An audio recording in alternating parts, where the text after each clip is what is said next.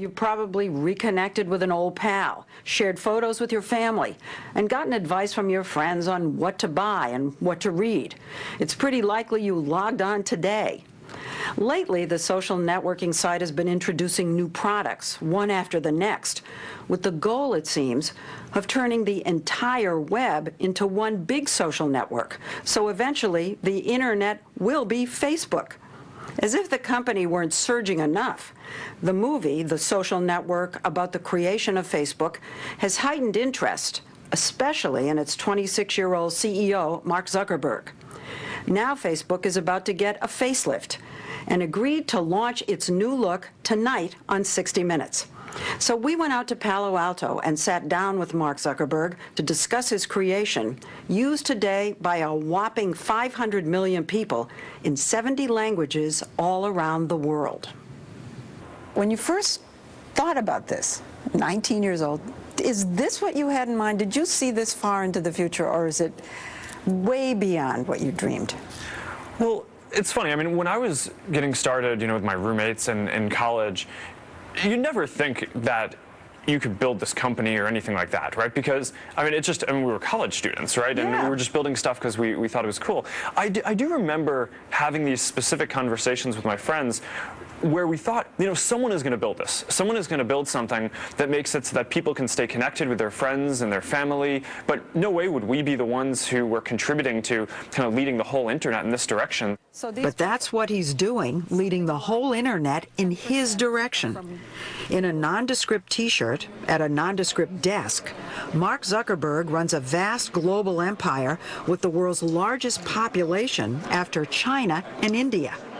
I first met him 3 years ago at Facebook's old graffitied building in downtown Palo Alto. The company has since decamped to giant hangars nearby to accommodate their explosive growth. The graffiti is largely gone, except for one word you just can't miss.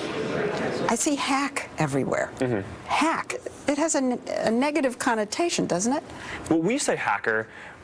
There's this whole definition that engineers have for themselves, where it's very much a compliment when you call someone a hacker, where to hack something means to build something very quickly, right? In one night, you can sit down and you could churn out a lot of code, and at the end, you have a product. Which is what he expects from his 500 engineers.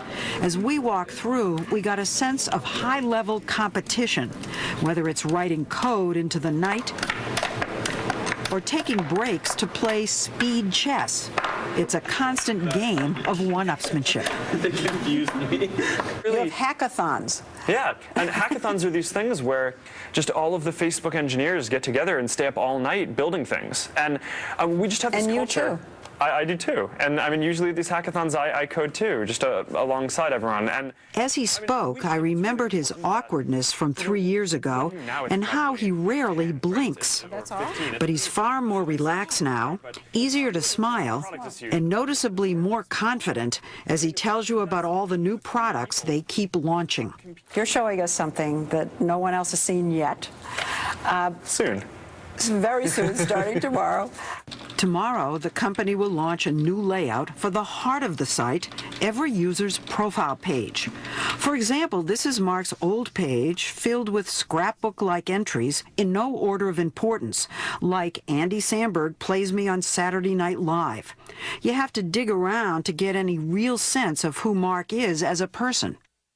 This is Mark's new page, which is in effect the Mark Zuckerberg story, or how he wants his friends to see him. His bio information is right up top with the kind of details he'd tell you if you met him, say, at a bar. I work at Facebook and I spend all of my time there, right? Here are my friends.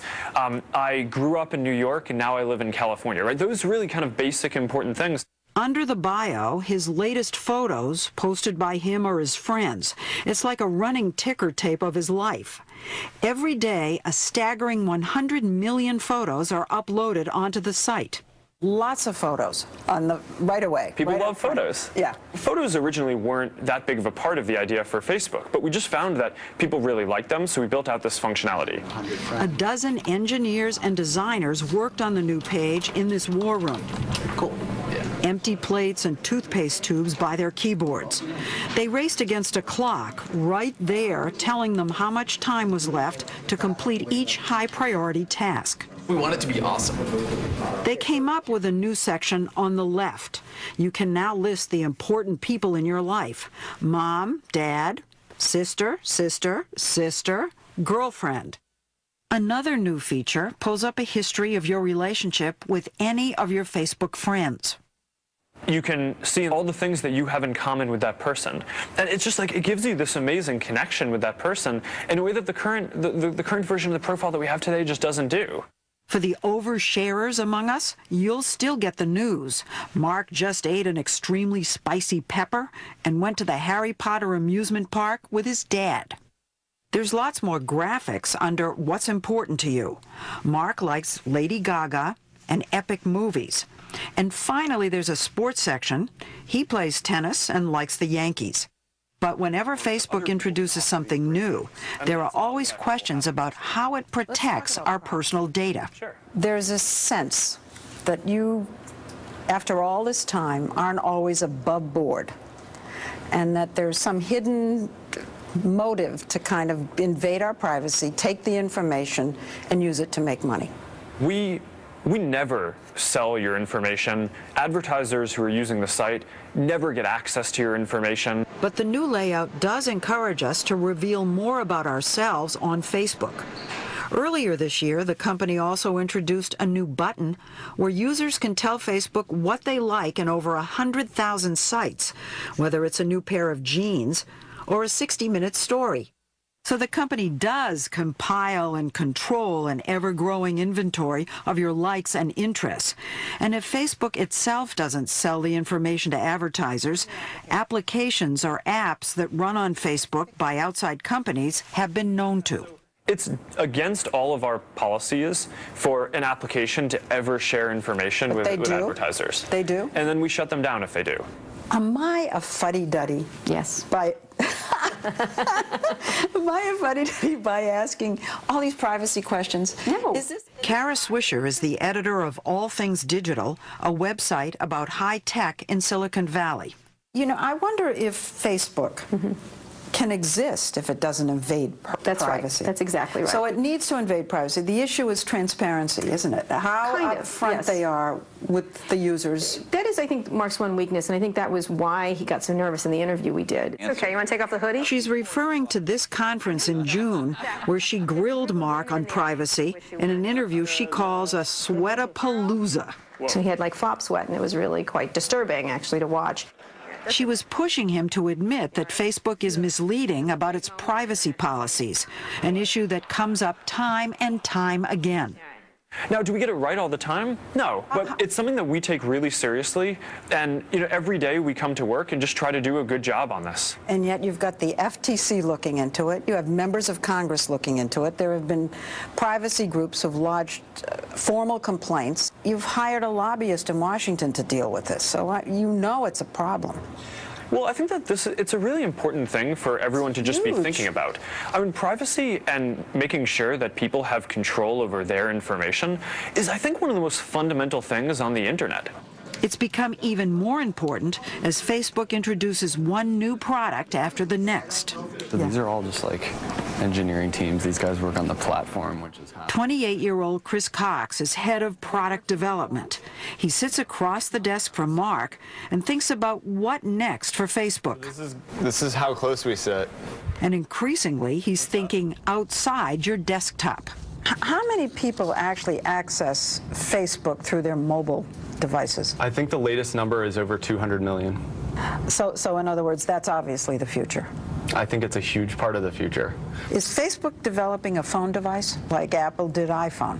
No, we're working on building software that can be used on all phones. Their latest product is Messages, which combines email, cell phone texting, and instant messages into one. They call it the ultimate switchboard. So do you think email will become obsolete? No. I'm not sure, but what we've found is that more people are using Messages are moving away from email. And so if we build a really compelling experience, I think people are going to switch over, but I'm not going to call the end of anything. Was this directed at Gmail? No.